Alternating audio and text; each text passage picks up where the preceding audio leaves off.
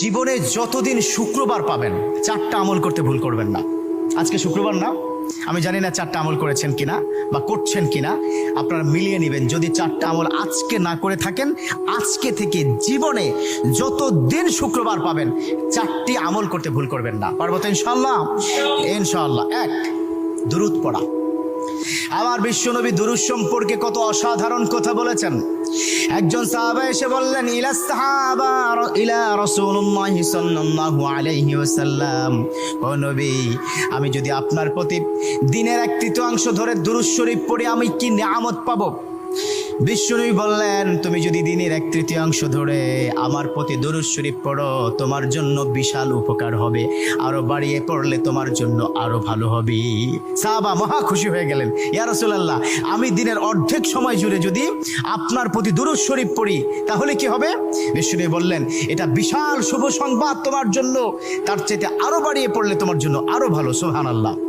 বিশ্বনবীর কথা আবেগতাড়িত হয়ে সাহাবা বললেন, ও নবী, আমি পুরো 24 ঘন্টার যখনই সময় পাবো তখনই যদি আপনার প্রতি দুরূদ শরীফ আমি পড়তে পারি গো নবী। আমার নবী মুচকি এসে বললেন, তাই যদি হয়, ওয়া কানা মাই ফিল জান্নাহ, ও আমার সাহাবা, তুমি যদি 24 ঘন্টা ধরে যখন সুযোগ পাও তখনই দুরূদ শরীফ পড়ো, তুমি আমার সাথে আল্লাহর জান্নাতে যাবে। সুবহানাল্লাহ। এর মানে দুরূদের কি পাওয়ার! দুরূদ এত অসাধারণ। কেউ যদি মান করা দুরুদান, যে ব্যক্তি দুরূদ পড়বে আল্লাহ পাক তার মর্তবা, তার মর্যাদা 10 গুণ বৃদ্ধি করে দিবে। সুবহানাল্লাহ পড়েন। যে ব্যক্তি দুরূদ শরীফ পড়বে আল্লাহ পাক তার আমলনামা থেকে 10টি বদ আমল কেটে দিবে। সুবহানাল্লাহ পড়েন। যে ব্যক্তি দুরূদ শরীফ পড়বে আল্লাহ পাক তাকে 10টি নিয়ামত দান করবেন, যে নিয়ামত সে কখনো ভাবতে পারেনি। সুবহানাল্লাহ পড়েন। তার মানে দুরূদ শরীফ কি কত অসাধারণ না? মান লাজিমাল ইস্তিগফার। দ্বিতীয়টি হচ্ছে ইস্তেগফার পড়া। জুমার দিনে অবশ্যই ইস্তেগফার পড়বেন। ইস্তেগফার কত অসাধারণ কথা। মান লাজিমাল ইস্তেগফার, যে ইস্তেগফারটাকে লাজিম করে নেয়, অর্থাৎ কথায় কথায় সময় পেলে আস্তাগফিরুল্লাহ আস্তাগফিরুল্লাহ আস্তাগফিরুল্লাহাল্লাযী লা ইলাহা ইল্লা হুয়াল হাইয়ুল কাইয়্যুম ওয়া আতুবু ইলাইহি। কোথাও ভুলে হয়তো একটু ফেসবুকে কোন একটা নারীর ছবি চলে আসলো, আস্তাগফিরুল্লাহ স্কিপ করে দিল।